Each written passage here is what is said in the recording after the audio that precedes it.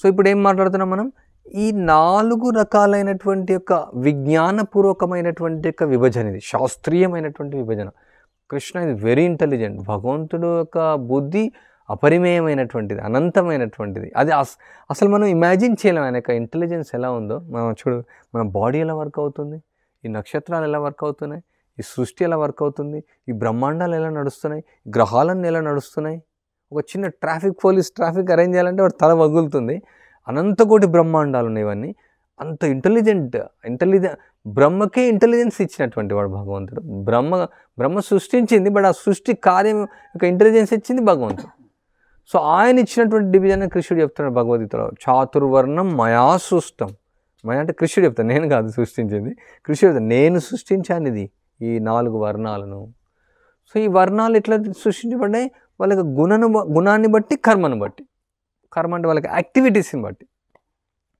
So తర్వాత క్షత్రియులు, తర్వాత వైశ్యులకు వస్తున్నాం మనం.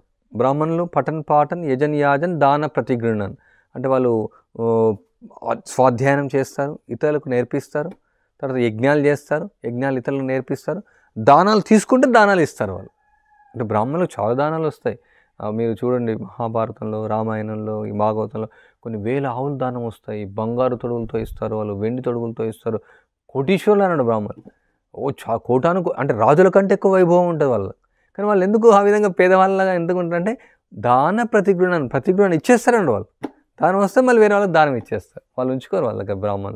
బ్రాహ్మణులు అంటే అది అన్నమాట ఒక లక్షణం. చాలా లక్షణాలు ఉన్నాయి బ్రాహ్మణులకు.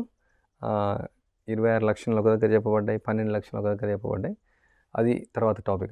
తర్వాత క్షత్రియులు ఏం చేస్తారు? ఇక్కడ ఇచ్చారు ఇవన్నిటి గురించి కూడా. ఎవరెవరి స్వభావం ఎలా ఉంది అన్ని శాస్త్రంలో ఉంది. ఎవరెవరు ఎలా ఉండాలా, ఎవరెవరు ఎలా మాట్లాడాలా, ఎవరు ఎలా నడవాలా, ఎవరి పనేమి మనం భగవంతుడు ఇచ్చినట్టు మనం చేయాలన్నమాట. సో క్షత్రకర్మ స్వభావం ఇది త్రాయతే క్షత్రియ. క్షత్రియుడు ఏం చేయాలా? అతను హాని నుంచి రక్షించేవాడు. క్షత్ అంటే హాని నుంచి, ప్రజలకు హాని కలుగుతుందంటే రక్షించేవాడు. ప్రజలకు హాని తలపెట్టేవాడు క్షత్రియుడు కాదు. వాడు ఏ పార్టీ అయినా ఉండొచ్చు. ఏదైనా గుర్తుపెట్టుకో, ముఖ్యమైనటువంటి గుర్తునేది ఏం చేయాలా? ప్రజలను రక్షించాలా, ప్రజల కోసం ప్రాణాన్ని ఇవ్వాలి. ప్రజల యొక్క ప్రాణాన్ని తీసేవాడు కాదు క్షత్రియుడు. ప్రజల కోసం ప్రాణాన్ని పణంగా పెట్టైనా ప్రజలను రక్షించేవాడు క్షత్రియుడు అనమాట. సో క్షత్రియులు ఏం చేస్తారు? వాళ్ళు పరిపాలనా కార్యం చేస్తారు, పరిపాలన చేస్తారు. వాళ్ళ యొక్క ముఖ్య లక్ష్యం ఏమంటే, క్షత్రియుల యొక్క లక్ష్యం మనం డీటెయిల్గా మళ్ళీ 4 వర్ణాల గురించి తర్వాత మాట్లాడతాం. మనం ఇప్పుడు మెయిన్ ఆర్థిక వ్యవస్థ గురించి చేస్తున్నాం కాబట్టి జనరల్గా ఇది మీకు మెన్షన్ చేశాను.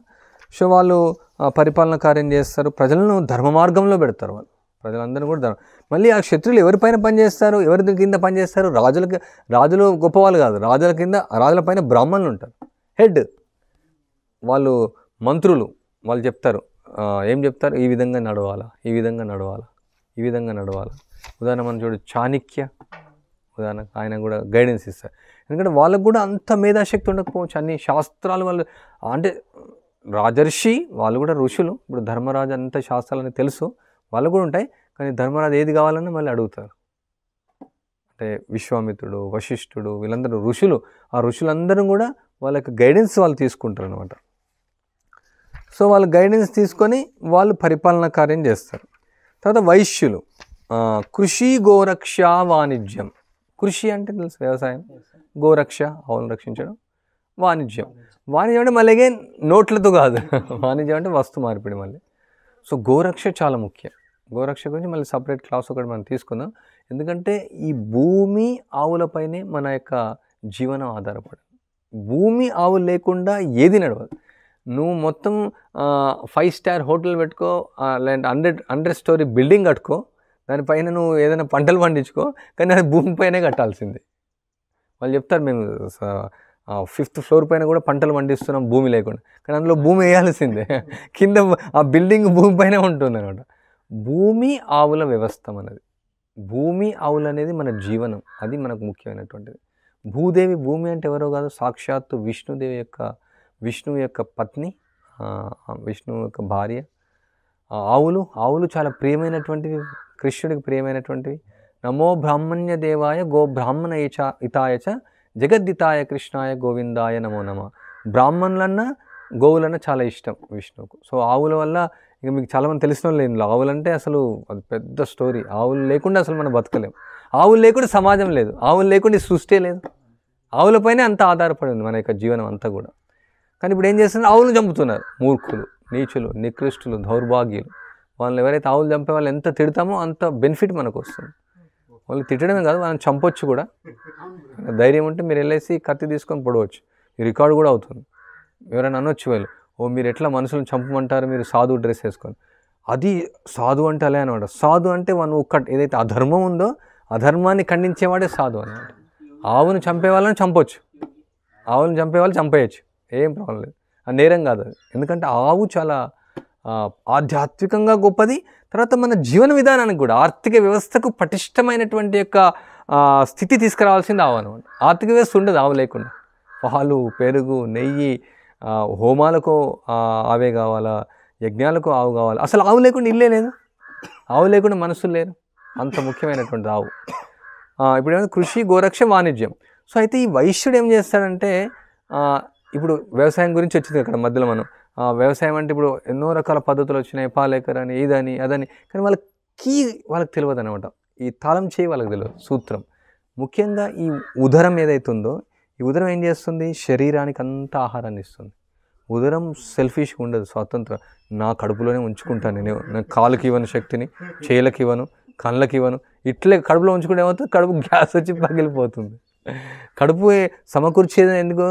దానికోసం కాదు అది. అది ఎందుకు సమకూర్చాలంటే దానిలో డైజెషన్ చేసి చేతులకు, కాళ్ళకు, తలకు, మొత్తం శరీరానికి అంతా శక్తినిస్తుంది. అంటే వైశ్యుడంటే ఈ సమాజాన్ని అంతా కూడా అతను ధాన్యాన్ని పండించి పోషించేవాడే వైశ్యుడు. ఇంకా వ్యాపారం ఎక్కడుంది? వాడు ఎందుకు చేస్తాడు అసలు? వైశ్యుడు వ్యవసాయం ఎందుకు చేస్తాడు? వాణిజ్యం ఎందుకు చేస్తాడు? కృషి ఎందుకు చేస్తాడు? అంటే తన కోసం కాదు, ఇతరులకు ఆహారాన్ని ఇవ్వడం కోసం. అతని బాధ్యత, నా బాధ్యత, నేను అందరికీ తిండి పెట్టాలి నేను. ఈవెన్ రాజు కూడా వైశ్యుని పైన ఆధారపడి ఉన్నాడు, బ్రాహ్మణుడు వైశ్యుని పైన ఆధారపడి ఉన్నాడు. కానీ ఇప్పుడు మీరు ఏం చేస్తారు? వ్యవసాయం చేస్తారు. చెప్పుకోవడానికి చాలా అవమానంగా ఉంది ప్రజలకు. వ్యవసాయం అంటే ఎంత గొప్పది అది. కృష్ణుడు వ్యవసాయం చేశాడు, బలరాముడు వ్యవసాయం చేశాడు. కృష్ణ బలరాములు ఇద్దరు కలిసి ఆవులను తీసుకొని వెళ్ళారు, ఆవులను తీసుకొని వచ్చారు. అత్యున్నతమైనటువంటి యాక్టివిటీ. నందమహారాజు వైశ్య కుటుంబానికి చెందినటువంటి వాడు. వాళ్ళు ఏమనుకుంటారు? ఇప్పుడు సాఫ్ట్వేర్ జాబ్ చేసిన వాళ్ళు గొప్ప వాళ్ళు. సాఫ్ట్వేర్ జాబ్ అంటే శాస్త్రం ప్రకారం అది కుక్క వృత్తి అని చెప్తారు. అంటే ఒక యజమాని కింద పనిచేసేవాడు. ఎందుకంటే వాడు ఇట్లా వేస్తేనే డబ్బులు ఇస్తాడు. కానీ వ్యవసాయం చేసేవాడు కాదు కదా, ధాన్యం భగవంతుడు ఇస్తాడు. ఒకరిపైన ఆధారపడలేడు, అతనే. అంటే ఇప్పుడు భూమి మళ్ళీ సిస్టమ్ వేరే ఉందనుకోండి, ఎవరైతే దున్నుకుంటారో వాళ్ళ భూమిలోంచి వస్తాయి అది. వాళ్ళు వైశ్యులు ఏం చేస్తారు? ఓ ఇది నా బాధ్యత అంటే వాళ్ళ పోషణ కోసం కూడా చూసుకుంటారు.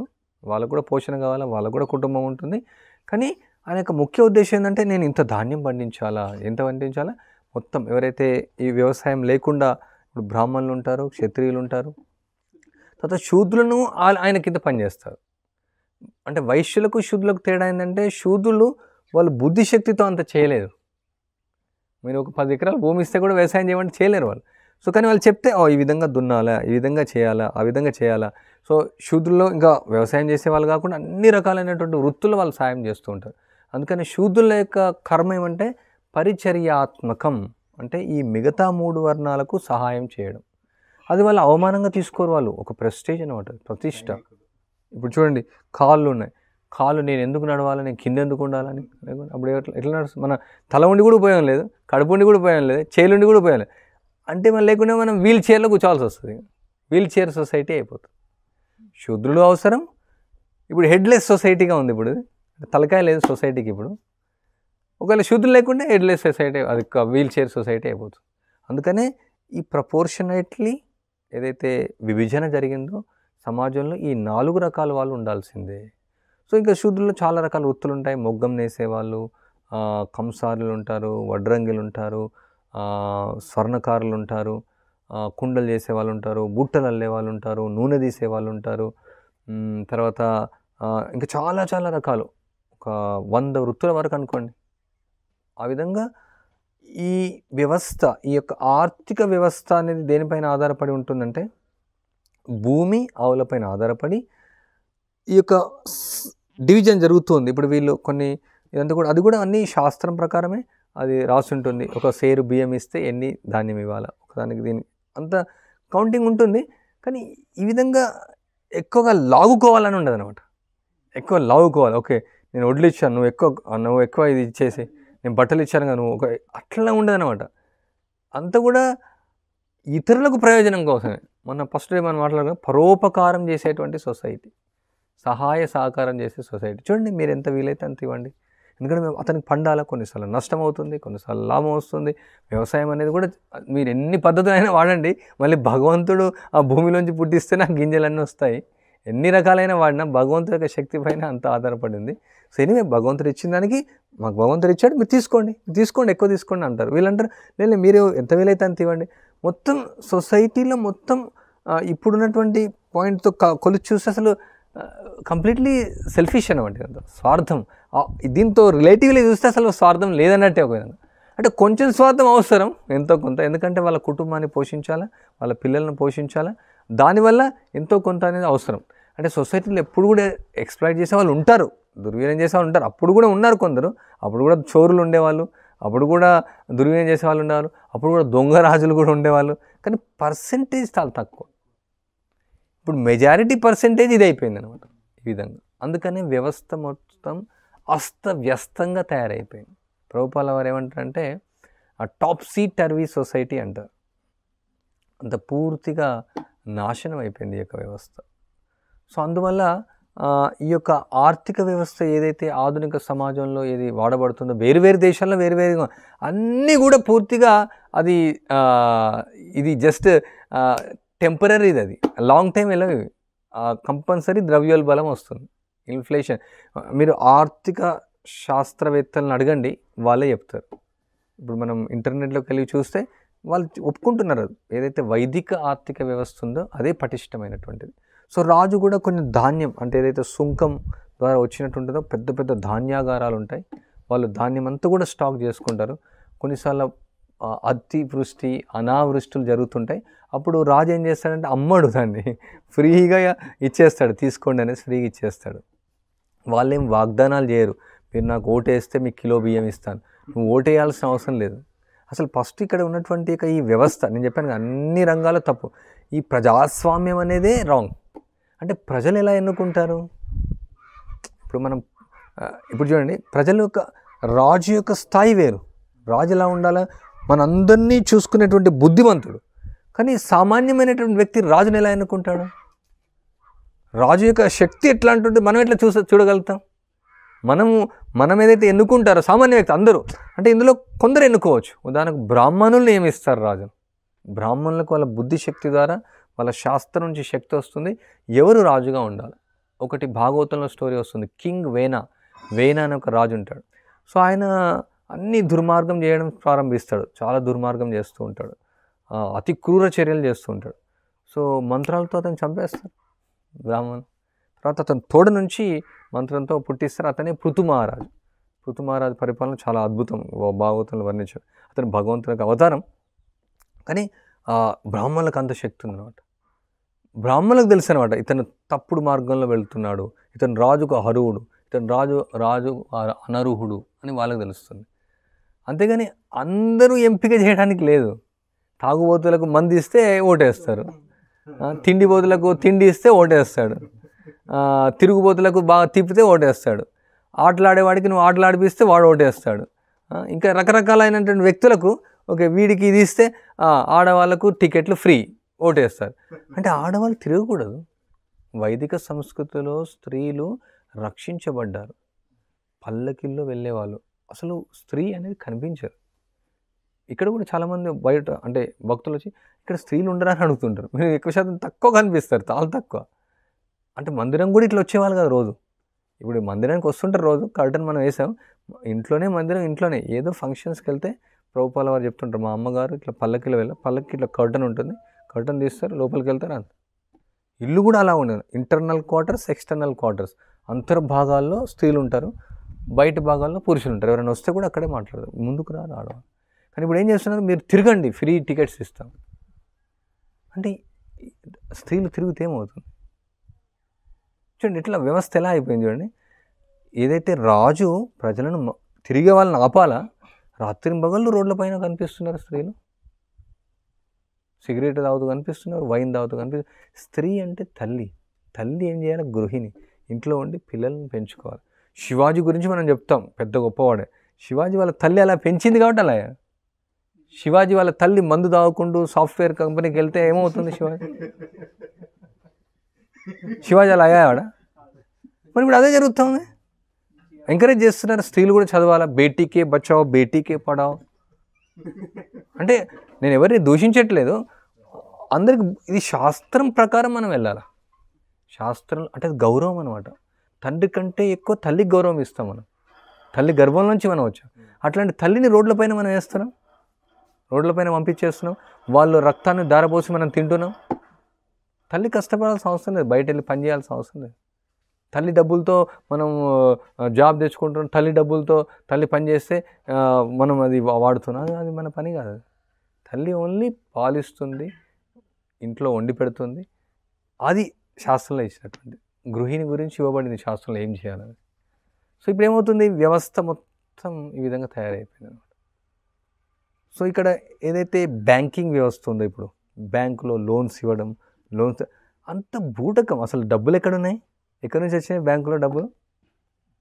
మీకు తెలుసు అసలు బ్యాంకర్స్ ఉన్నారు ఎవరైనా? మీరు బ్యాంకులో ఉన్న వాళ్ళని అడగారు, అంత చీటింగ్ మొత్తం. ఇంట్రెస్ట్ ద్వారా క్రియేట్ చేయడం, మీకు లోన్స్ ఇస్తాం, బంగారు లోన్స్ ఇస్తాం, మీకు ఇన్స్టాల్మెంట్. ఈ ఇన్స్టాల్మెంట్ అంతా కూడా చీటింగే. అంతే. ఇప్పుడు ఇన్స్టాల్మెంట్ ఉంది కాబట్టి కొంటున్నారు, లేకుంటే కొన్నారు. సో వాడికి లేని ఇంట్రెస్ట్ని క్రియేట్ చేసేసి వాళ్ళు సూసైడ్ చేయిస్తున్నారు.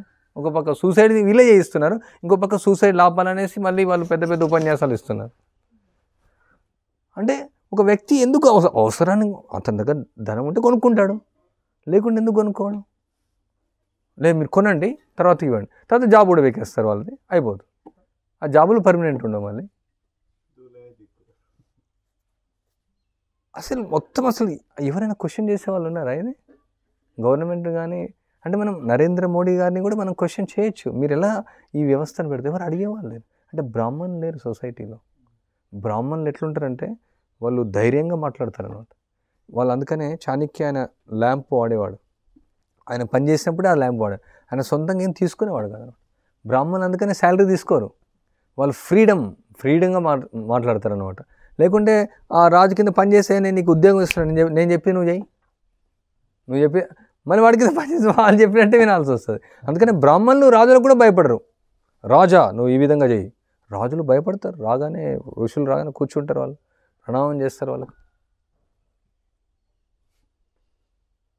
అంటే మన వైదిక సంస్కృతి అలా ఉండేది. ఇప్పటికి కూడా శ్రీకృష్ణ దేవరాయల గురించి మనం ఇక్కడే దగ్గర విజయనగరం అవన్నీ. అప్పుడే వజ్రాలు వైడూర్యాలు అమ్మేవాళ్ళు. కూరగాయల మార్కెట్ ఎక్కడిది?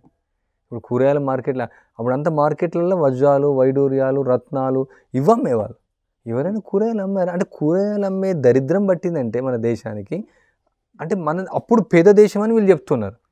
అంటే ఈ రాస్కెల్స్ అమెరికా వాళ్ళు, వీళ్ళు మూర్ఖులు. అంటే మలాన్ని విసర్జిస్తే కడుక్కోవడం చేతగాని వెధవలు. అంటే టిష్యూ పేపర్ వాడతారు, వాడు కడుక్కోవడం రాదు కాబట్టి పేపర్తో తుడుచుకుంటారు. అట్లాంటి వెధవలు ఈ భారతదేశం పేద దేశం, అనాది దేశం, ఆది మానవులు ఉండేది, వాళ్ళు తోలు కట్టుకునేవాళ్ళు. ఎక్కడి నుంచి వచ్చింది ఆ స్టోరీ? మీరు ద్వారకాలో వెళ్ళి చూడండి, వాళ్ళే రీసెర్చ్ చేశారు. లోపలంతా కూడా వజ్రాలతో వైడూర్యాలతో మరకత మనలతో ఉంది నగరం అంతా. అంటే భారతదేశం పేద దేశం నిరూపించండి, ఎక్కడుంది నిరూపణ? ఏదో ఒక కథ రాసేసి ఉంటే కొందరు ఉంటారు. ఇప్పుడు మన ఈ కొండ దగ్గర కొందరు మనుషులు నివసిస్తారు, కొండలు ఉన్నాయి కాబట్టి వాళ్ళు. కానీ మొత్తం భారతదేశం మొత్తం అలా నివసించలేరు, కొండలు ఎక్కువ ఉన్నాయి. ప్రతి దగ్గర ఉన్నాయి. ఇప్పుడు అమెరికాలో కూడా అమిష్ కమ్యూనిటీ కొండల్లో ఉంటారు వాళ్ళు. అది పేద దేశం అయిపోతుందా? ఆఫ్రికాలో కూడా ఉంటారు. కానీ భారతదేశం అత్యున్నతమైనటువంటి సంపన్నమైనటువంటి దేశం. ఇప్పుడు మన కరెన్సీ తక్కువ అయిపోయింది, కారణం వీళ్ళంతా వచ్చి కొల్లగొట్టారంతా. ఇక్కడ ఉన్నటువంటి మనులు కానీ, వజ్రాలు కానీ, వైడూర్యాలు కానీ, ఇక్కడ ఉన్న నదులు కానీ, ఇక్కడ ఉన్నటువంటి సంపద ప్రపంచంలో అన్నిటికంటే ఎక్కువగా ఉండేది. అది అసలు లెక్క లేకుండా. ఇప్పుడు చూడండి, మీరు అనంత పద్మనాభ టెంపుల్కి వెళ్ళి గోల్డ్ ఎంత ఉంది అడగండి. తిరుపతి బాలాజీ కంటే ఎక్కువ ఉంది. అది అసలు లెక్క పెట్టలేము ఎంత గోల్డ్ ఉందని. అది తాకితేనే చచ్చిపోతారు దాన్ని, అంత పెద్ద గోల్డ్ అది. అంటే ఇప్పుడు మీరు శ్రీరంగంకి వెళ్ళి చూడండి, 4,000 ఎకరాల భూమి ఉంది రంగనాథ స్వామికి. అంతా తినేశారు మొత్తం రాజకీయ నాయకులు. అంటే ఎంత సంపన్నమైన దేశం మనది. అంటే వీళ్ళు ఏదో ఆ దేవుళ్ళని పూజ చేస్తారు వీళ్ళు. అంటే అసలు ఏమనుకుంటున్నారు వీళ్ళు? వాళ్ళు కామెంట్ చేశారు. అసలు ఆర్థిక వ్యవస్థ మొత్తం పడగొట్టారని మొత్తం పూర్తిగా నాశనం చేశారు. అదేవిధంగా ఆ యొక్క ఆర్థిక వ్యవస్థ ఉండుంటే ఇప్పటికీ భారతదేశం యొక్క కరెన్సీ చాలా హయ్యెస్ట్ లెవెల్లో ఉండేది. వాళ్ళు మార్చేశారు వచ్చి. ఈ కూరగాయలు అమ్ముకొని బతుకోవాల్సిన అవసరం లేదు. ఇడ్లీలు అమ్మారు, ఎవడు ఇడ్లీలు అమ్మి బతుకోవాల్సిన అవసరం లేదు. ఎవరు కూడా దారిలో వెళ్ళే వాళ్ళకు ఇక్కడ విశ్రామ స్థలాలు ఉంటాయి, భోజనాలు ఫ్రీగా ఇచ్చేవాళ్ళు అనమాట. హోటల్స్ ఉండేవి కానీ ఫ్రీ అనమాట. దానం ధర్మం అంతే, వాళ్ళు తీసుకుంటారు ఏదైనా ఇచ్చేస్తారు, అంతేగాని ఇక్కడ అసలు డబ్బులతో ఏది లేదనమాట. చాలామంది మీరు గెస్ట్ హౌస్కి ఎంత ఛార్జ్ చేస్తారు అంటే మనం ఛార్జ్ చేయకూడదు అనమాట. అంటే డబ్బులు ఎట్లా తీసుకుంటాం? మన అతిథులు వస్తారు, వాళ్ళతో డబ్బులు ఎట్లా తీసుకుంటాం? ఓకే, వాళ్ళు నచ్చింది ఎంతో కొంత ఇవ్వాలా, మనకు మెయింటెనెన్స్ కోసం అవసరం, మీరు విరాళం ఇస్తే తీసుకుంటాం. అసలు ఏది ఛార్జ్ చేయరు. విద్య ఛార్జ్ చేస్తారా? విద్య అంటే ఈ ఎడ్యుకేషన్ అమ్ముకునేటువంటి గతి పట్టిందంటే ఎవడు కూడా విద్య అమ్ముకోడు అనమాట. వైద్యం కూడా అమ్ముకోడు. అసలు ఎప్పుడైతే నువ్వు అమ్ముకుంటావో తన వాల్యూ పోతుంది, పవిత్రత పోతుంది, ఆ ప్యూరిటీ పోతుంది అనమాట. ఎప్పుడైతే మనం వైద్యుడు అంటారు వాళ్ళు, అంటే వైద్యుడు అంటే అతను ప్రాణాన్ని ఇస్తున్నాడు మనకు. అతను డబ్బులు తీసుకున్నాడంటే అతను ఎట్లా ఉంటుంది ఆ ప్యూరిటీ? ఆ మందు యొక్క ప్యూరిటీ ఎట్లా ఉంటుంది? ఆ మంత్రం యొక్క ప్యూరిటీ ఎట్లా? వైద్యుడు కర్మ తీసుకుంటాడు, ఆయన బ్రహ్మచారి ఆచరిస్తాడు. అట్లాంటిది విద్య, మామూలుగా విద్య అనేది అమ్ముకోవడం అంటే అసలు అన్ఇమాజినబుల్ అనమాట. అది పెద్ద పాపం, పాతకం, అది నరకం అనమాట. వాళ్ళందరూ నరకాలకు వెళ్తారు. ఇప్పుడు ఎడ్యుకేషన్ ఇన్స్టిట్యూషన్స్ పేరుకు అది charitable institution, education charitable institution పెడుతున్నారు, అదొక పెద్ద స్కాండిల్ అది. కానీ ఇప్పుడు మొత్తం చూడండి, వాడు సంపాదించినటువంటి ధనంలో, అంటే మేము మామూలుగా ప్రచారం కూడా వెళ్తుంటాం, ఇక్కడే ఉండం, మేము ఎన్నో సంవత్సరాలు ప్రచారం చేసాం. వాళ్ళు చెప్తుంటారు, మేము అసలు ఎందుకు మీరు ఇంత నగరానికి వచ్చి కష్టపడ్డారు? హైదరాబాద్లో చాలా సంవత్సరాలు అంటే మేము ఇక్కడ ఊళ్ళో ఉండేవాళ్ళం, కానీ మా అమ్మాయిలకు అబ్బాయిలకు స్కూల్లో వేయాల్సి వస్తుంది, నెలకి ఇంత ఖర్చు అవుతుంది, ఎక్కడి నుంచి తెస్తాను? అంటే డబ్బుల కోసమే. ఇప్పుడు స్పెషల్గా ఈ చదువుల కోసం ఎన్ని లక్షలు ఖర్చు పెడుతున్నారు. ఒక మనిషి 24 ఏళ్ళు చదవాల్సి వస్తుంది. 24 ఏళ్ళకు సంవత్సరానికి ఎంత ఖర్చు అవుతుంది మీకు ఐడియా ఉంది? అంటే ఒక పిల్లవాడికి ఎంత ఖర్చు పెట్టాలి, ఒక అమ్మాయికి ఎంత ఖర్చు పెట్టాలి? ఎక్కడి నుంచి డబ్బులు వస్తాయి? అసలు డబ్బులు ఎలా తీసుకుంటారు చదువుకు? అంటే చదువు అంటే జ్ఞానాన్ని ఇవ్వడం, ఆ జ్ఞానాన్ని డబ్బులు తీసుకుంటే అది జ్ఞానం ఎలా అవుతుంది? అది వ్యాపారం అవుతుంది కదా. ఇవన్నీ కూడా కళాశాలలు, స్కూల్ అనకూడదు, వ్యాపార సంస్థలు అనాలి. అది కనీసం వ్యాపారం కూడా కాదు. వ్యాపారం చేయడం వల్ల ప్రయోజనం వస్తుంది. మీకు 1 కిలో చక్కెర అమ్మాను, ఆ చక్కెర తిని నువ్వు ఆనందిస్తావు. కానీ దీనిలో ఏముంది? నువ్వు 24 ఏళ్ళు చదువుతాడు, వాడికి ఏం నాలెడ్జ్ లేదు, వాడు ఏం చేయలేడు. బీటెక్ అంతా 5 సంవత్సరాలు చదివిన తర్వాత పనికిరాని విధవలాగా తయారవుతున్నాడు. ఈవెన్ వాళ్ళ ఆఫీస్లో జాయిన్ అయినా కానీ ఏదైతే నాలెడ్జ్ ఉందో అది పనిచేయదు, మళ్ళీ ఆ ప్రాక్టీస్ చేయాల్సిందే. ఏదో అసలు ఏం చదువుతున్నారు? అసలు మీరు ఓపెన్ చేసి చూసారా? మీకు ఐడియా ఉందనుకో, ఏదో చదివిన అసలు ఏముంది? అసలు ఆ నాలెడ్జే అది ఎక్కడి నుంచి వచ్చింది? అదేంటి? ఆ బిగ్ బ్యాంగ్, ఒక పెద్ద బాంబ్ బ్లాస్ట్ అయ్యేసి సృష్టి వచ్చింది. ఇది ఒక పెద్ద, అసలు మొత్తం బోగస్. ఏదైతే ఈ ఈడియట్ మెకేలే ఉన్నాడో వాడు ఎక్కడి నుంచి తీసుకొచ్చాడు? వాడు వెధవ, వాడు మలంలోని పురుగు, వాడు మలంలో పురుగు వచ్చేసి పుస్తకాలని రాశాడు వాడు. అసలు వాడికి ఏం ఐడియా ఉంది? ఇప్పుడు మన కార్ రిపేర్ అయింది, కార్ రిపేర్ అయితే డాక్టర్ దగ్గరికి వెళ్ళాం అనుకోండి, డాక్టర్ రిపేర్ చేయలేడు.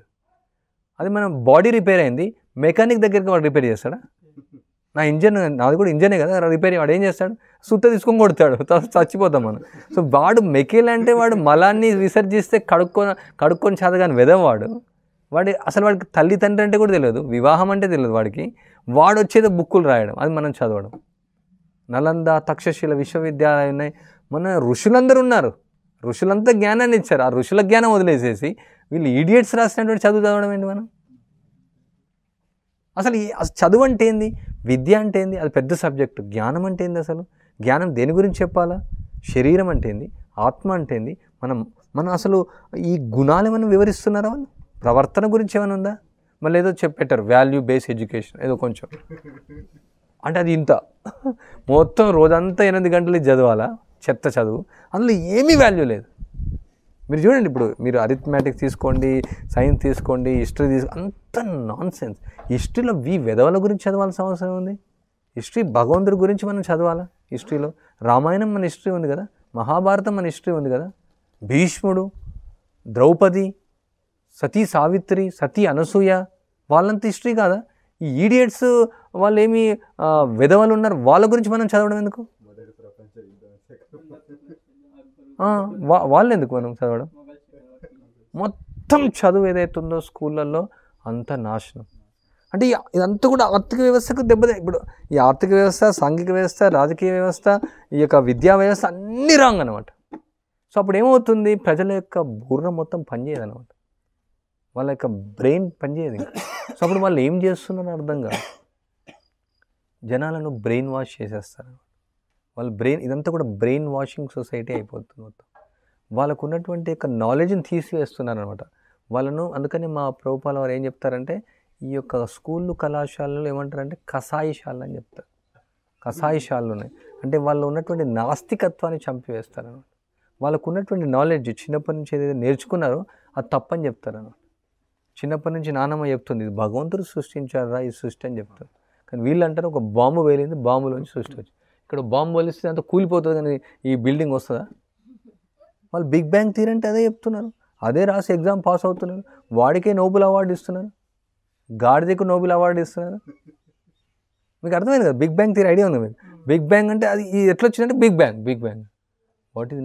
ఆ జెనీవాలో ఎన్ని కోట్లు ఖర్చు పెట్టారు, అక్కడ లక్షల కోట్లు ఖర్చు పెట్టి దాన్ని ఎక్స్పెరిమెంట్ చేశారు. ఎందుకు అవసరమా? ఆల్రెడీ ఇక్కడ చెప్పారు ఎట్లా సృష్టి వచ్చింది, ఎట్లా ఈ 14 లోకాలు వచ్చినాయి, ఎలా విష్ణువు నుంచి రోమరంధ్రాల నుంచి వచ్చినాయి, ఆల్రెడీ చెప్పబడింది ఇక్కడ. ఎందుకు కోట్ల రూపాయలు ఖర్చు పెట్టి బూడిద తయారు చేయడం? బూడిద ఇక్కడ రోజు దొరుకుతుంది కదా, మన కూర్మ గ్రామంలో బూడిద చాలా ఉంటుంది. ఎందుకు 100 కోట్లు ఖర్చు పెట్టేసి బాంబు వేల్చేసి ఈ సృష్టి ఎలా వచ్చింది తయారు చేసి చూడాల్సిన అవసరం ఉందా? దాన్ని ఎక్స్పెరిమెంట్ చేయాల్సిన అవసరం ఏంది? ఆ థీరీలు ఎందుకు? వాడు సైంటిస్టు, వాడికి ఒక టై, వాడికి ఒక అవార్డు, వాడికి ఒక పేరు, వాడి కాలు మొక్కడం, వాళ్ళ కావాలనడం, వాడి ఫోటోలు పెట్టడం స్కూళ్ళల్లో. వాడికి ఏం ఐడియా ఉంది సృష్టి ఎలా వచ్చింది అనేసి? భగవద్గీతలో చూడండి, భాగవతంలో చూడండి, వేదాల్లో చూడండి, ఉపనిషత్తులో చూడండి, పురాణాల్లో చూడండి. అంటే మొత్తం మన యొక్క సంస్కృతిని వదిలివేయడం ద్వారా మనం జంతువుల కంటే హీనమైనటువంటి బుద్ధి మనకు వస్తుంది అనమాట. జంతువుకు చాలా ఇంటెలిజెన్స్ ఉంటుంది. మీరు చూడండి, ఆవులను చూడండి, ఎద్దులను చూడండి, గుర్రాన్ని చూడండి, చాలా ఇంటెలిజెంట్, అవి చాలా బుద్ధి ఉంది. అంటే వాటికి ఆహారం ఎలా వస్తుందో వాడికి తెలుస్తుంది, అవి ఏం చేయాలో వాడికి తెలుస్తుంది, ఏ విధంగా జీవించాలో వాడికి తెలుస్తుంది. కానీ మనం మన జీవన విధానం ఎలా ఉండాలని మనం మర్చిపోయాం, మనం ఏం చేయాలని మర్చిపోయాం. ఏం చేస్తున్నాం ఒకటే, ఇతరులు ఎలా ఉంటే మనం అలా ఉండాల్సిందే, తప్పదు. అందాయ తాందైర్ ఉపనీయమానస్తే పీస్యతంత్ర వృధామ్య బద్ధత్. అంటే అందులు మనను తీసుకెళ్తున్నారు, ఆ అందుడు చేయి మనం పట్టుకున్నాం, వాడు బావిలో దొంగితే మనం బావిలో పడతాం. ఇక్కడ మేకలు గొర్రెలు ఎక్కువగా ఉంటాయి, ఇక్కడ మంద అంటారు. ఇక్కడ పొలాలు ఆపుతూ ఉంటారు అనమాట. ఒక్కొక్క దగ్గర 250-300 గొర్రెలు ఉంటాయి, గొర్రెలు కానీ మేకలు కానీ. దాన్ని చూసుకోవడానికి 2 సరిపోతారు అనమాట, 1-2, ఒక్కోసారి 3 కూడా ఉంటారు. సో వాళ్ళు ఏం చేస్తారు, ముందు ఒక గొర్రెని గైడ్ చేస్తారు, అన్నీ దాని వెంబడి వస్తాయి, ఏం ప్రాబ్లం లేదు. అదే 250 ఆవులను చూసుకోండి, మీరు ఒకరు చూసుకోలేరు, ఆవు అక్కడిక్కడ తిరుగుతాం. అంటే ఈ గొర్రెలలాగా మనం తయారు చేస్తున్నారు. ఒక గొర్రె ఇలా చేస్తుంది, ఇంకో గొర్రె వేసేస్తుంది. ఓకే, మనం కొందరిని మనం గైడ్ చేసినామంటే ఇక అందరూ అందులో పడిపోతారు. మరి ఇక తప్పదుగా, ఒక గొర్రె పడింది, దానికి గొర్రెలు పడాల్సిందే. అలా తయారైపోయినాడు ప్రపంచం. అందుకని ఒక విప్లవాత్మకమైనటువంటి మార్పు మనం తీసుకొని రావాలి. ఇలాంటి శిబిరాలు నిర్వహించడానికి కారణం ఏంటంటే, అందరిలో ఈ యొక్క జ్ఞానాన్ని ఇవ్వడం. మనం కొత్తగా తయారు చేసింది ఏం లేదు ఇక్కడ, కొత్త పద్ధతులు ఏం లేవు అసలు. కొత్త వద్దు మనకు, ఓల్డ్ ఈజ్ గోల్డ్. మనకు కొత్తవే వద్దేవి. సాంప్రదాయం, మన యొక్క పూర్వీకులు ఎలా ఉన్నారు, మన భగవంతుడు ఇచ్చినటువంటి సృష్టి ఎలా ఉన్నారు, వాళ్ళు ఆల్రెడీ శాస్త్రాలు చెప్తున్నాయి. శాస్త్రం అనేది ప్రమాణం. ఏదైనా సరే, ఆర్థిక వ్యవస్థ అక్కడి నుంచి తీసుకోవచ్చు, న్యాయ వ్యవస్థ అక్కడి నుంచి తీసుకోవచ్చు, ఈవెన్ అన్నీ. ఇప్పుడు ఈ ఏరోప్లేన్ తయారు చేశారంటే భృగు సంహితలోంచి తీసుకున్నారు. మెర్క్యూరీ ఇంజన్ ఎలా తయారు అందులో ఉంది, ప్రతి ఒక్కటి ఉంది శాస్త్రంలో. శాస్త్రంలో అంతా ఉంది, ఆస్ట్రానమీ, ఆస్ట్రాలజీ, ఆర్కిటెక్చర్, ఇవన్నీ. ఇదేమి ఇల్లు, ఇది చిన్న ఇల్లు, ఇది దీన్ని అంటుంటారు మీరు ఎట్లా చేస్తారు డిజైన్, పెద్ద పెద్ద భవనాలు ఎలా కట్టాలా, మొత్తము శాస్త్రాల్లో. అసలు మనం చదవలేము దానిలో, వేదాలు చదవాలంటే మనకి ఈ జీవితం సరిపోదు, అంత నాలెడ్జ్ ఉంది. అవన్నీ పక్కకు పెట్టేసి పనికిరాని పుస్తకాలని మనం చదివి మొత్తం మనం సోమరిపోతులా తయారవుతాం. సో ఇది ఒక పెద్ద బూటకపు సమాజంలాగా తయారైంది. అందుకే తిరిగి ఈ వైదిక సంస్కృతిని తిరిగి తీసుకురావాల్సినటువంటి బాధ్యత మన పైన ఎంతో ఉంది, అందరికీ ఉంది బాధ్యత. ఇది వ్యక్తిగతంగా ఇప్పుడు ఒక దారం ఉంది, కొన్ని దారాలు కలిస్తేనే ఒక తాడు అవుతుంది. అదేవిధంగా అందరూ ఈ విషయం పైన ఆలోచించాలి. శ్రీల ప్రభుపాల వారు ఈ సంకీర్తన ఉద్యమాన్ని ప్రారంభించడానికి కారణం ఏమంటే అందరినీ తిరిగి ఈ యొక్క వైదిక సంస్కృతికి తీసుకురావాలని ఆయన కోరిక. వైదిక సంస్కృతిలో కూడా అన్నీ ఉంటాయి, పోషణ ఉంటుంది, కుటుంబం ఉంటుంది, పిల్లలు ఉంటారు. అందరూ ఈ విధంగా బ్రహ్మచారుల సన్యాసులో ఉండాల్సిన అవసరం లేదు. ఏదైతే సమాజం అది ఉందో అది సమాజం ఏమిటంటే మళ్ళీ ఇంతకుముందు మనం చర్చించిన సరళ జీవనంగా ఉంటుంది, ఉన్నత చింతనం అవుతుంది.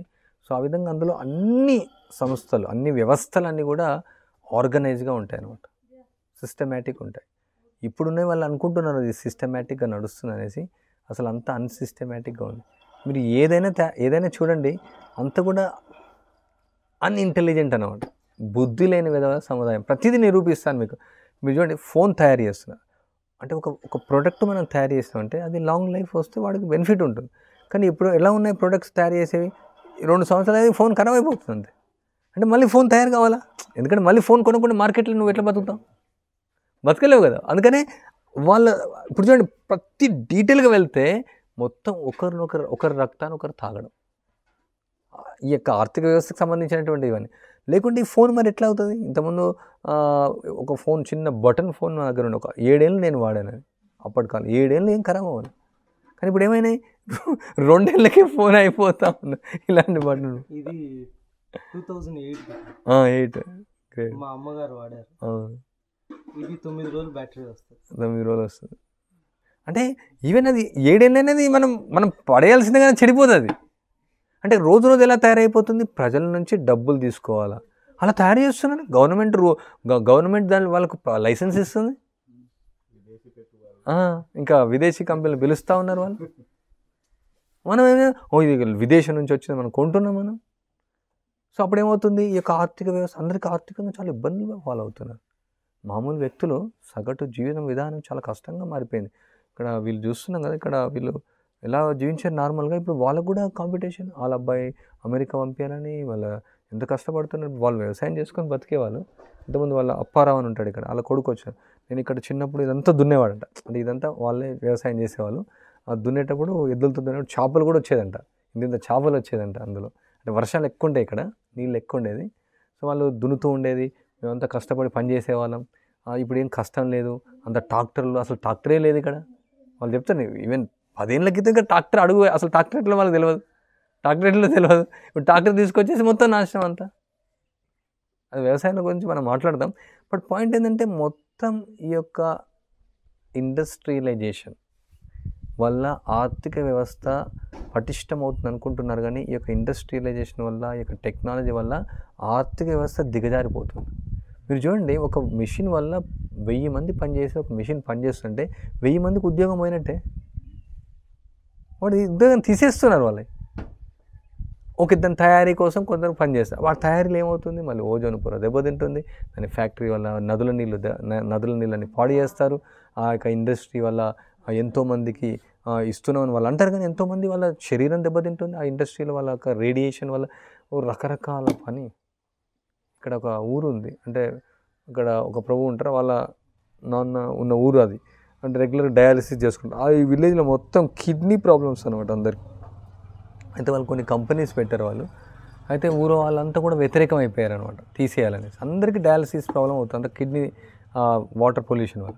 సో వాళ్ళు ఏం చేశారంటే ఇంకా ఇంటింటికి వాళ్ళు స్పెషల్ వాటర్ ఫిల్టర్లు ఇవ్వడము, తర్వాత వాళ్ళకు కొత్త ఇండ్లు కట్టియడము, తర్వాత వాళ్ళకు ఆ పిల్లలకు జాబ్స్ ఇవ్వడము, లక్షలు గుమ్మరిచ్చారనమాట. అంటే ఇక అందరే అరే మంచిగా జాబ్ ఇస్తున్నాడు, మంచిగా ఇంటింటికి వాళ్ళు అంటే చాలా ధనం, ఇంకా ఫ్రీ అనమాట. వాళ్ళు ఒక హాస్పిటల్ ఓపెన్ చేస్తారట. కానీ వాడు ఏంది ఇప్పుడు అన్ని తీసుకుంటే వాడు కిడ్నీలు ఖరాబ్ అవుతున్నాయి, వాడు అంటే వాడు కంపెనీ మాత్రం మూసేయాలి, వాడు నడిపించుకుంటారు. అని వాళ్ళు ఏంది ఇదే మంచిగా వస్తుందిలే ఇక అంతే, పోతే పోనీలే కిడ్నీ అంటే అలా తయారైపోయారు ప్రజలు కూడా. డబ్బులు ఇచ్చినారంటే, ఎందుకంటే డబ్బులు లేకుండా జీవితం లేదు. ఇప్పుడు పూర్వకాలం డబ్బులతో పని లేదు, అసలు భయం లేదు. అందుకనే డబ్బులతో ఏం పని, ధనో ధాన్యవాన్. ఎవరి దగ్గర ధాన్యం ఉంటే వాడు ధనవంతుడు.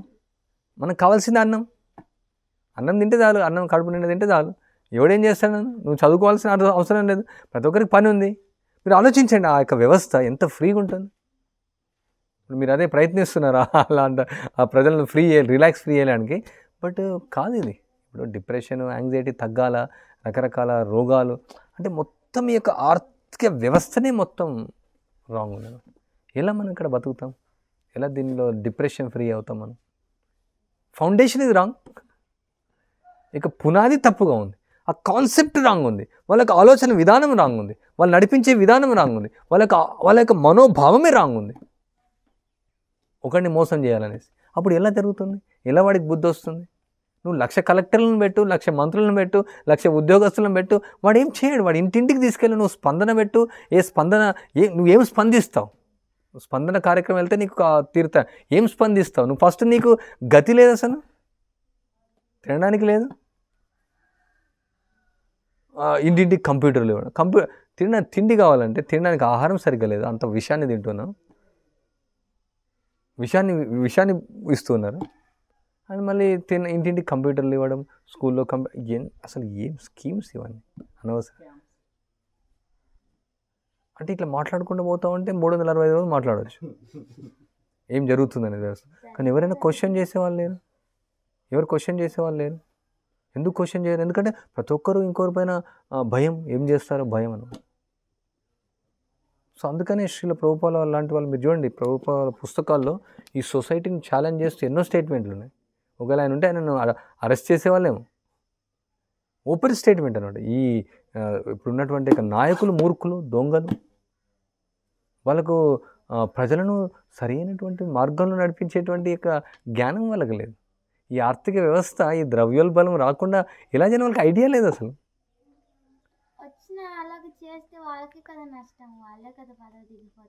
అవునవును, కరెక్ట్. అదే సమస్య కదా.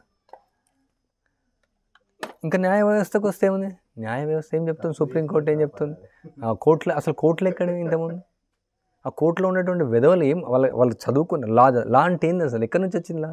ఫస్ట్ ఆఫ్ ఆల్ ఆ లా బుక్స్లో ఉన్నటువంటి తీర్మానాలు ఎక్కడి నుంచి వచ్చినాయి? లా అనేది ధర్మశాస్త్రాలపై, ధర్మంతు సాక్షాత్ భగవత్ ప్రణీతం. భగవంతుడు ఇచ్చినటువంటి ధర్మం ప్రకారం న్యాయం ఉండాలి. మీరు ఒక స్త్రీ, ఒక పురుషుడు వేరే ఇతర అక్రమ సంబంధాలు పెట్టుకోవచ్చు అనేసి వాళ్ళు తీర్మానం ఇచ్చారు. వాళ్ళ ఇతరులకు ఎట్లాంటి అభ్యంతరం లేకుంటే ఒక స్త్రీ పురుషులు వివాహేతర సంబంధం పెట్టుకోవచ్చు అనేసి తీర్మానం ఇచ్చారు కొన్ని సంవత్సరాల క్రితం. అదేనా మన సంస్కృతి? అప్పుడు ఉరి శిక్ష విధించేవాళ్ళు. ఒక స్త్రీ పురుషులు వివాహేతర సంబంధం ఉందంటే, అంటే వేశ్యలు ఉండేవాళ్ళు, వేశ్యలు కాకుండా ఒక కుటుంబ స్త్రీ ఇతర కుటుంబ వ్యక్తితో అక్రమ సంబంధం పెట్టుకుంటే దాన్ని పెట్టుకోవచ్చు అని చెప్తుంది న్యాయ వ్యవస్థ. అలా ఉంది. ఇప్పుడు ఎలా అట్లా ఈ యొక్క చట్టాలు ఎలా చేశారు అండి? ఒక స్త్రీ అనవసరం కూడా ఇంకొకరి పైన ఏదైనా చెప్తే అది చాలా తీవ్రమైనటువంటి చర్యలు తీసుకోవడం ఎలా తయారైంది అంటే వాళ్ళు భయపట్టిస్తున్నారు సమాజాన్ని మొత్తం ఈ యొక్క న్యాయం ద్వారా. న్యాయం ఎందుకంటే ప్రజలకు రక్షణ కల్పించడం కోసం. న్యాయం వల్ల ప్రజలకు సెక్యూరిటీ రావాలి. ఇక్కడ న్యాయ వ్యవస్థ ఉంది, నేను వెళ్తే నేను రక్షించబడతాను. ఇప్పుడు ఎలా తయారైందంటే, అమ్మో అక్కడికి వెళ్తే ఇంకా నా బతుకు అహమైపోయింది. ఇప్పుడు పోలీస్ స్టేషన్కి వెళ్ళడానికి ప్రజలు భయపడుతున్నారు. అక్కడికి వెళ్తే ఇంకా మళ్ళీ లంచం ఇవ్వాలా, తర్వాత రకరకాల సమస్యలు వస్తాయి, మళ్ళీ ఇవన్నీ లాంగ్ అయిపోతాయి, భయపడుతున్నారు అనమాట. అంటే భయపడొద్దు. వాళ్ళు వెళ్ళి నాకు అక్కడ ఎట్లా అంటే రాజు భగవంతుడు లాంటి వాడు, భగవంతునికి ప్రతినిధి, నాకు న్యాయం కలుగుతుంది, నేను వెళ్తాను, రాజు దగ్గరికి వెళ్తాను. సో ఆ విధంగా ఈ రాజు ఏం చేస్తాడు? వాళ్ళకి శిక్షిస్తాడు. రాజు ఉరి శిక్ష కూడా విధించేవాడు. అది ఇప్పుడు మానివేశారు. ఎందుకంటే రాజు ఇచ్చేటువంటి శిక్ష వల్ల వాళ్ళు ఆ తప్పు నుంచి బయటకు వస్తారు. ఇప్పటికి కూడా కొన్ని స్టేట్లలో వాళ్ళు దొంగతనం చేస్తే వాళ్ళు చైల్డ్ కట్ చేయడం, కొన్ని అరబిక్ కంట్రీస్లో స్ట్రిక్ట్గా ఉంది. ఇమీడియట్ షూట్ చేసేస్తారు. అక్రమాలు, నేరాలు చేసినటువంటి వాళ్ళు చాలా స్ట్రిక్ట్ ఉన్నారు. అట్లాంటి స్ట్రిక్ట్ వేస్తున్నారు అనమాట. అంటే ఎవరు ఇస్తారు? అది అందరూ దొంగలే ఉన్నారు, మరి ఎవరికి ధైర్యం ఉంది అనే శిక్ష ఇవ్వడం కోసం? సో యాక్చువల్లీ చాలా తీవ్రమైనటువంటి యొక్క పరిణామాలు ఉన్నాయన్నమాట ఈ యొక్క న్యాయ వ్యవస్థ వల్ల. ప్రజల్లో ఉన్నటువంటి యొక్క ధర్మం, నీతి, నియమం, ఎట్లాంటి మంచి గుణాలు రావట్లేదు.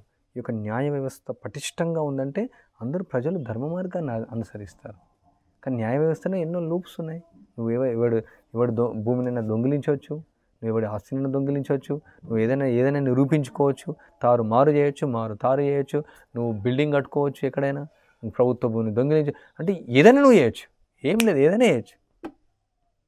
ఎలా ఉంటుంది అది వ్యవస్థ? అంటే ఇంతకుముందు ఇంత డీటెయిల్గా వెళ్ళేవాళ్ళు కాదు. అంటే ప్రజలు ఆ విధంగా ఉంటారు. అప్పుడు కూడా ఎంతో కొంతమంది ఉంటారు, ఆ విధంగా ఉండేవాళ్ళు ఉన్నారు. కానీ ఇక్కడ రాజు ఉన్నాడు, ధర్మాధినేత ఉన్నాడు, ఇక్కడ ప్రజలను సరి అయినటువంటి మార్గం పెట్టేవాళ్ళు, ఆ భయం అనేది వాళ్ళకు ఉంది. ఇప్పుడు ఎందుకు రామరాజ్యంలో రాముడి దగ్గరికి వెళ్ళేసి ఆ యొక్క వెళ్ళి అడుగుతున్నాడు, ఎందుకు ఇలా జరుగుతుంది, ఎందుకు నా తండ్రి ముందు కొడుకు ఎలా చనిపోకూడదు, తండ్రి ముందు కొడుకు ఎలా చనిపోకూడదు అంటే చూడండి, రాజు యొక్క తప్పని వెళ్ళి అడుగుతున్నాడు ఆయన. అలా జరగకూడదు మీ యొక్క సామ్రాజ్యం. ఎందుకు వర్షాలు పడట్లేదు అంటే రాముని అడగలే. ఇప్పుడు వర్షాలు పడట్లేదు అంటే రాజు యొక్క బాధ్యత, నువ్వు సరిగా పరిపాలన చేయట్లేదు అంటే. ఎందుకు ఈ విధంగా ప్రజలు ప్రవర్తిస్తున్నారు? ఎందుకంటే రాజు యొక్క పాత్ర చాలా గొప్పదనమాట. రాజుకు ప్రజల్లో 1/6 వంతు కర్మ ఆయనకు వస్తుంది. ఇవి ప్రజలు చేసేటువంటి దానిలో వీళ్ళందరూ అనుకుంటున్నారు కానీ మేము సీఎం అయ్యాం, పిఎం అయినా, వీళ్ళు చేసిన దానిలో ప్రజలు చేసే తప్పులలో 1/6 వంతు వాళ్ళకి వస్తుంది కర్మ. పాపకర్మలన్నీ వాళ్ళు తీసుకోవాల్సి వస్తుంది. అంత ఈజీగా ఏదో కోట్లు గడిస్తున్నాం అనేసి ఆలోచిస్తున్నారు కానీ అదే కాదు. చాలా పెద్ద బాధ్యత అనమాట రాజు యొక్క బాధ్యత. అందుకని రాజు అంటే ఋషి ఆయన కూడా శాస్త్రాన్ని చదవాలా, అవన్నీ ఆ కర్మని అంతా తీయాలంటే అంత సులభం కాదు. ఆయన కూడా ఆధ్యాత్మిక మార్గంలో ఉండాలా. చాలా గొప్ప పని అనమాట. అంటే ఈ యొక్క వైదిక సంస్కృతి అనేది ఇక్కడ ఉన్నటువంటి ప్రతి వ్యవస్థ కూడా, ఆర్థిక వ్యవస్థ కానీ, రాజకీయ వ్యవస్థ కానీ, సాంఘిక వ్యవస్థ కానీ, వర్ణ వ్యవస్థ కానీ, అన్ని వ్యవస్థలు కూడా ఈ శాస్త్రం ప్రకారం అన్ని రకాలుగా ఆలోచించి, అన్ని రకాలైనటువంటి స్వభావాల వాళ్ళకు, అన్ని రకాల కర్మల వాళ్ళకు, అన్ని రకాలైనటువంటి గుణాల వాళ్ళకు, ఎవరిని వాళ్ళు ఉన్నటువంటి దానికంటే ఉన్నత చైతన్యాన్ని తీసుకెళ్ళడానికే నిర్దేశించబడ్డాయి. దిగజారిన చైతన్యం తీసుకెళ్ళడానికి కోసం కాదనమాట. ప్రతిదీ కూడా పురోగతి కోసమే. కానీ ఏదైతే ఇప్పుడు పురోగతి అని చెప్తున్నారో పైకి వెళ్తే అది దిగజారిపోతుంది. ఎందుకంటే ఆ యొక్క సిస్టమ్స్ అలా ఉన్నాయన్నట్టు. ఈ వ్యక్తి ఈ విధంగా ప్రవర్తిస్తే అతను దిగజారిపోతాడు ఆధ్యాత్మికంగా, ఈ విధంగా ప్రవర్తిస్తే ఇతను నరకలోకం వెళ్ళాల్సి వస్తుంది. అలానే ఎందుకంటే మానవ జన్మ యొక్క ఉద్దేశం మనం ఉన్నత చైతన్యానికి రావడం కోసం, కానీ దిగజారిన చైతన్యం కోసం కాదు. సో అందువల్ల అవన్నీ నియమ నిబంధనలన్నీ కూడా ఈ ధర్మశాస్త్రాల్లో వాళ్ళందరూ ఋషులు అంతా ఇవన్నీ రాయబడ్డాయి అన్నమాట. భగవంతుడు వాళ్ళకు ఆ యొక్క నాలెడ్జ్ని ఇచ్చాడు, స్వయంగా భగవంతుడు ఇచ్చాడు వేదాన్ని.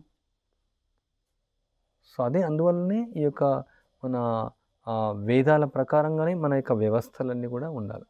అందుకని ఈ యొక్క వర్ణాశ్రమ వ్యవస్థ అనేది పటిష్టమైనటువంటిది, ఇది దృఢమైనటువంటిది, ఇది శక్తివంతమైనటువంటిది, ఇది అందరినీ పవిత్రీకరణ చేసేటువంటిది. ఇది ఏదో మన సొంత ఆలోచనల ప్రకారం చేసినటువంటిది కాదు. ఇది సాక్షాత్తు భగవంతుడు, ఆయన యొక్క ప్రతినిధులు వాళ్ళు ఇచ్చినటువంటిది ఈ యొక్క వ్యవస్థ. అలా చెప్తుంటారు ఇదంతా కూడా మైథాలజీ అంటుంటారు. ఏదైతే ఈ మూర్ఖులు ఉన్నారో వాళ్ళు, శాస్త్రజ్ఞులు, వాళ్ళు చదువుకున్నటువంటి వాళ్ళు అంటారు, వాళ్ళు చదువుకొని వెదవలు వాళ్ళు, ఇది మైథాలజీ అంటారు. మైథాలజీ అంటారు ఇదంతా కూడా కట్టుకథలు అంటారు. కట్టుకథలు అంటారు. ఇవన్నీ కట్టుకథలు. ఏవైతే ఈ స్టోరీ రోజు పిల్లలు స్కూళ్ళల్లో, కాలేజ్ అన్ని కట్టుకథలు అవన్నీ. కానీ ఇది కట్టుకథలు కాదు, ఇది నగ్న సత్యం, ఇది సత్యం, ఇది జరిగినటువంటి హిస్టరీ ఇది. సో దీని ప్రకారం మన వ్యవస్థ ఉండాలి. ఈ యొక్క కరెన్సీ గురించి అప్పుడు మొదట్లో అంతా కూడా బంగారు నాణాలు, వెండి నాణాలు ఉండేవి, కొంచెం ఎక్స్చేంజ్ జరుగుతూ ఉండేది. తర్వాత మొదట్లో ఏదో విధంగా ప్రారంభమైంది. ఎవరో ఒక చిట్టి రాసి ఇచ్చారు, నేను మీకు ప్రామిస్ చేస్తున్నాను ఇన్ని నాణాలు అని చిట్టి రాయడం జరిగింది. సో అది ఆ విధంగా చిట్టి తీసుకొచ్చి ఆ విధంగా అట్లా అది ప్రామిసరీ నోటుగా మారింది. ఆ విధంగా అది కరెన్సీ నోట్లుగా ఉంది. అంటే దీనివల్ల ఏం ప్రాబ్లం అంటే, ఈ యొక్క కరెన్సీ ఏదైతే ఉందో మనం ఎంతైనా సృష్టించుకోవచ్చు అది.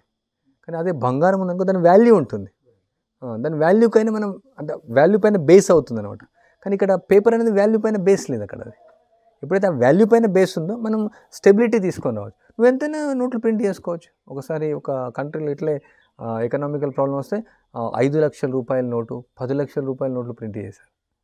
అంటే అది డాలర్లలో వేరే ఉంది. ఎగ్జాంపుల్ చెప్తాను, చాలా పెద్ద నోట్లు అండి ఇట్లా, అంటే ఆ టైంలో అట్లా ప్రింట్ చేశారు. కానీ అది దానివల్ల సొల్యూషన్ రాదు. దానివల్ల నువ్వు ఎన్నెన్న నోట్లు ప్రింట్, అందుకని రిజర్వ్ బ్యాంక్ కంట్రోల్ చేస్తుంది. ఎందుకంటే ఎక్కువ ప్రింట్ చేయలేము, కానీ కంపల్సరీ ప్రింట్ చేస్తూనే ఉంటారు అది. కానీ అది అందుకని అది వాల్యూ బేస్ కాదు కాబట్టి అక్కడ లాస్ ఉందన్నమాట. కానీ ఏదైతే వస్తు మార్పిడి విధానం ఉందో అది వాల్యూ బేస్ అనమాట, దాని వాల్యూ పైన ఉంటుంది. మీరు చూడండి, ఇప్పుడు భూమి కూడా అమ్ముతున్నారు. అసలు భూమి అనేది కూడా ఇప్పుడు ఒక చదరపు అడుగు ఎంత, ఇది ఉదాహరణకు హైదరాబాద్లో తీసుకోండి, ₹1,00,000 అనుకో, ₹1,00,000 అంటే ₹1,00,000 నోట్లు కూడా ఇక్కడ పట్టవు. ₹1,00,000 ఒక చదరపు అడుగు, దాని వాల్యూ అంత అవసరం లేదు. భూమికి అంత డబ్బులు తీయాల్సిన అవసరం లేదు. ఆ? వాల్యూ కట్టేంత వాళ్ళం కాదు మనం. ఆ భూమికి మనం అట్లా ఎట్లా ₹1,00,000 ఎలా తీసుకుంటాం మనం? దానిపైన అపార్ట్మెంట్లు కట్టడం, దానికి అంటే మొత్తం అసలు భూమిని అమ్మడం అనే లేదు. అసలు ఎవరిది భూమి అది? భగవంతుడిది భూమి. భగవంతుడి ప్రతినిధి కింద అది ఉంటుంది. అది ఎవరికి సంబంధించినట్టు కాదు. ఈ రిజిస్ట్రేషన్ చట్టమే రాంగ్. ఇది రిజిస్ట్రేషన్ చేసుకోవడానికి లేదు. ఇది భూమిని నీది కాదు, ఈ సొత్తు. ఇది నువ్వు వెళ్ళ నాదని చెప్తావు. ఈ సొత్తు మనది కాదు, ఇది ఈ భూమి మనది కాదు. సో అప్పుడు ఏమవుతుంది? ఈ 40 లక్షలకు ఎకరం అనుకోండి, వ్యవసాయదారుడు ఎట్లా బతుకుతాడు? వాడు అసలు 40 లక్షలకు ఎకరం కొనుక్కొని వ్యవసాయం చేసి ఎలా బతుకుతాడు? సో అప్పుడు ఏమవుతుంది? మొత్తం కమర్షియల్ ఫార్మింగ్ అయిపోతుంది. అప్పుడు ఏమవుతుంది? అతను సామాన్యమైన వ్యక్తులు జీవించలేరు. అప్పుడు ఏం చేస్తారు? నగరాలకు వెళ్తారు. నగరాలకు వెళ్ళేసి ఎక్కడో సెక్యూరిటీగా ఉంటారు, లేకుంటే ఏదో ఆటో నడుపుకుంటారు. ఎవరైతే 10 ఎకరాలు 20 ఎకరాల భూమి ఉందో వాడు అక్కడ వెళ్ళాల్సి వస్తుంది. ఇవన్నీ ఈ యొక్క అవేర్నెస్ ప్రజల్లో తీసుకొని రావాలి మనం. దీని గురించి మనం డీటెయిల్గా వెళ్ళాలి. వెళ్ళేసి ఏదైతే ఇప్పుడు జరుగుతుందో వాళ్ళలాగా మనం వెళ్ళకుండా ఈ ఆలోచన విధానం మనం పెంచాలి. సో ఆ విధంగా ఒకరోజు ఒక రెవల్యూషన్ అనేది వస్తుంది, ప్రజలకు అర్థమవుతుంది. మనం మోసపూరితమైనటువంటి సముదాయంలో ఉన్నాము. ఈ వ్యవస్థ ఏదైతే ఉందో ఇది మన వ్యవస్థ కాదు, ఇది మన సంప్రదాయం కాదు ఇది. కాబట్టి తిరిగి మనం వెళ్ళాలా, తిరిగి మనం వెనక్కి వెళ్ళాలి. కొందరు అడుగుతూ ఉంటారు, మీరు ఇది అవుతుందా? ఇలా మళ్ళీ తిరిగి మీరు అంటున్నారు ఇది వెనకకి తీసుకురావాలంటుంది, అవుతుందా? తప్పకుండా అవుతుంది. చాలామంది ఇప్పుడు వెనక్కి వెళ్తూ ఉన్నారు. యాక్చువల్లీ ముందుకు వెళ్ళడం, వాళ్ళు వెనక్కి అంటున్నారు, వాళ్ళు వెనక్కి వెళ్ళిపోయారు. వెనక్కి వెళ్ళిపోయి ఇది ముందుకు వెళ్ళడం అనమాట. హరే కృష్ణ హరే కృష్ణ కృష్ణ కృష్ణ హరే హరే, హరే రామ రామ రామ హరే హరే. మీకు ఏమైనా ప్రశ్నలు ఉంటే అడగవచ్చు.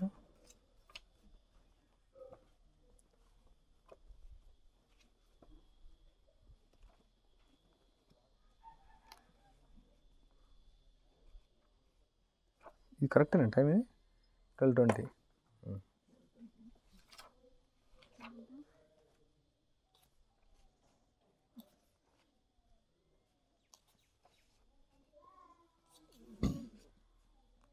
చాలా చాలా డీటెయిల్స్ ఇంకా ఉన్నాయి, మరి అన్నీ ఇక్కడ సమయం లేదు మాట్లాడడానికి.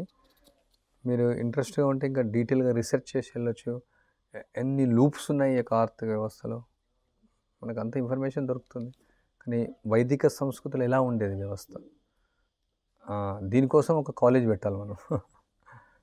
వైదిక సంస్కృతిలో ఆర్థిక వ్యవస్థ చదవడానికి, అలా సామాజిక వ్యవస్థ ఎలా ఉండాలి అలా. అంటే ఈ వర్ణాశ్రమ కళాశాల అంటే ఓన్లీ వృత్తులు నేర్పించడమే అని కాదు, మొత్తం సొసైటీ ఎలా నడిచేది, నడవాలా, మొత్తం ట్రైనింగ్ అనమాట. ఫర్ ఎవ్రీ వన్, బ్రాహ్మణ, క్షత్రియ, వైశ్య, శూద్ర, అన్ని వర్గాల వాళ్ళకు ఎలా ఉండాలి, ఇది పటిష్టమైనటువంటి వ్యవస్థ.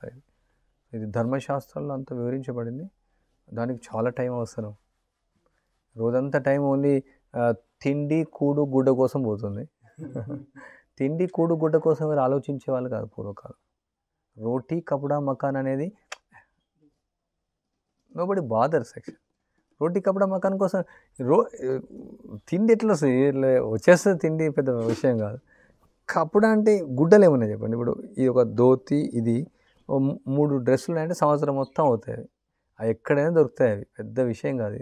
ఇప్పుడు కనీసం ఒక డ్రాయర్ కొనాలంటేనే ₹3,000. డ్రాయర్ ఎంత ఉందో. అంటే చినిగిపోయిన జీన్ పాయింట్లు కొనాలంటే, అంటే ఎక్కువ చినిగిపోతే ఎక్కువ డబ్బులు, 5,000. అంటే చినిగిపోయిన గుడ్డల కోసం. అంటే మా నాన్నమ్మ తిట్టేదన్నమాట, చినిగిపోయింది వేసుకోకురా అనేసి. అంటే చినిగిపోతే ఇప్పుడు అదొక షో అయిపోయింది. అంటే ఎంత చినిగిపోయింది వేసుకుంటే అంత గొప్పవాడు అయిపోయాడు. చినిగిపోయిన గుడ్డలు వేసుకునే వెధవలుగా తయారైపోయాడు. సో రోటీ కపడా అనేది ఈజీ, పెద్ద కాస్ట్ ఏమి ఉండదు. ఎందుకంటే పూర్వకాలంలో కుర్తాలు వేసుకునే వాళ్ళు, మేము రుమాలు కట్టుకునే వాళ్ళు అంతే. ఈ ప్యాంట్స్, టీషర్ట్స్, జీన్స్, లెగిన్స్ అన్నీ నాన్సెన్స్ అనమాట. దానివల్ల డబ్బులన్నీ వేస్ట్ అనమాట. దానివల్ల ఎంతో నష్టం కూడా అవుతుంది. ఇండస్ట్రియలైజేషన్. మీరు తిరుపూర్ అని ఒకటి ఉంది తమిళనాడులో, అక్కడ మేము కొన్ని రోజులు ఉన్నాము. అక్కడ మొత్తం టీషర్ట్ ఇండస్ట్రీ అనమాట. కొన్ని లక్షల టీషర్ట్ తయారవుతాయి రోజుకు. అంత వెస్ట్రన్ కంట్రీస్ పంపిస్తారు. అది అన్నీ ట్రైన్ ద్వారా. సో అక్కడ మొత్తం వాటర్ పొల్యూషన్ అయిపోయింది అనమాట. ఎందుకంటే కలర్స్ ఏవైతే ఉన్నాయో టీషర్ట్కి వేసేదో అది చాలా వెరీ కెమికల్ అనమాట. Complete non sense. దాంట్లో దారమే లేదు, అది మొత్తం కెమికల్. ఎంత మొత్తం old city out almost 10 lakhs population అది. చాలా సఫరింగ్, సో మెనీ డిసీజెస్ వస్తున్నాయి మొత్తం. అది ఒక్కటే అట్లా ఎన్ని ప్లేస్లలో ఉన్నాయి. ఉండడానికి ఇల్లు అంటే ఏమని చెప్పండి, ఇల్లు కోసం మనం మాట్లాడదాం ఎంత సింపుల్. ఇల్లు అనేది చాలా సింపుల్. ఈ మూడే మనకు కావాల్సింది, రోటీ కపడా మకాన్. ఇంకేం కావాలి? మనశ్శాంతి ఒకటి కావాలి. అది ఈ మూడు సులభంగా దొరికినాయంటే మనశ్శాంతి ఉంటుంది. ఈ మూడు సులభంగా దొరకకపోయిన వాళ్ళు మనశ్శాంతి ఉంటుంది ఇంకా. ఎందుకంటే ఈ 3 రోజు అవసరం, ఆ 3 అవసరాలు తీర్తలేవు. ఇప్పుడు ఇంతకుముందు ఈజీగా దొరేది, అప్పుడు మనశ్శాంతి కావాలంటే ఏడు వస్తుంది ఇంకా. ఈ 3 సింపుల్ అయిపోయినాయి అనుకోండి, ఇంకా ఇంకేముంది మనకేం కావాలి? తిండి ఉంది, గుడ్డలు ఉన్నాయి, ఉండడానికి ఇల్లు ఉంది, అంతే. ఇంకేం కావాలా? హ్యాపీగా ఎంజాయ్ చేసుకోవచ్చు లైఫ్. బట్ జనాలు ఎంజాయ్ అంటారు, ఈ 3ని కాంప్లికేట్ చేసుకున్నారు, ఎంజాయ్ చేయలేకపోతున్నారు. ఆర్టిఫిషియల్ సొసైటీ అనమాట. అది కృత్రిమంగా వాళ్ళ ఓన్ ప్లాన్స్ ప్రకారం వెళ్ళారు. అది డేంజర్. ఎప్పుడైనా అక్కడ ఒకసారి నాకు గుర్తుంది, ఆర్టిఫిషియల్ అంటే ఇప్పుడు ఈ బ్రిడ్జిలు వేస్తున్నారు, ఫ్లైఓవర్లు వేస్తున్నారు, ఎప్పుడైనా కూలిపోతాయి. ఒకసారి హైదరాబాద్లో ఒకటి కూలిపోయింది, ఒక 2000 అంటే 98 2000 అక్కడ అప్పుడే కడుతున్నారు, సంథింగ్ అది జరిగింది. మొత్తం కొంతమంది చనిపోయారు, పెద్దగా న్యూస్లో రాలేదు. పెద్ద ఫ్లైఓవర్ అది కూలిపోయింది ఒక ఎడ్జ్లో. అక్కడ ఇవన్నీ పెద్ద పెద్ద ఫ్లైఓవర్లు 5000 అన్నీ పోతాయి. భూకంపాలు వచ్చినాయంటే, ఎందుకంటే ఈ బోర్వెల్స్ వేస్తున్నారు, అది విపరీతంగా 1000 ఫీట్లు 2000 ఫీట్లు బోర్వెల్స్ వేస్తున్నారు. అంత భూకంపం వచ్చిందంటే అన్నీ గాలిలో తేలుతాయి. మొత్తం పడిపోతుంది ఈ వ్యవస్థ అంతా. అన్ని వ్యవస్థలు పడిపోతాయి. అందరూ గ్రామాలకు వస్తారు. Don't worry, they will be forced. Prabhupada వారు అదే చెప్తారు, this civilization going to collapse, don't worry. అది ఆయన వాక్, అది పోతుంది. మనం ఏం బాధపడాల్సిన అవసరం లేదు.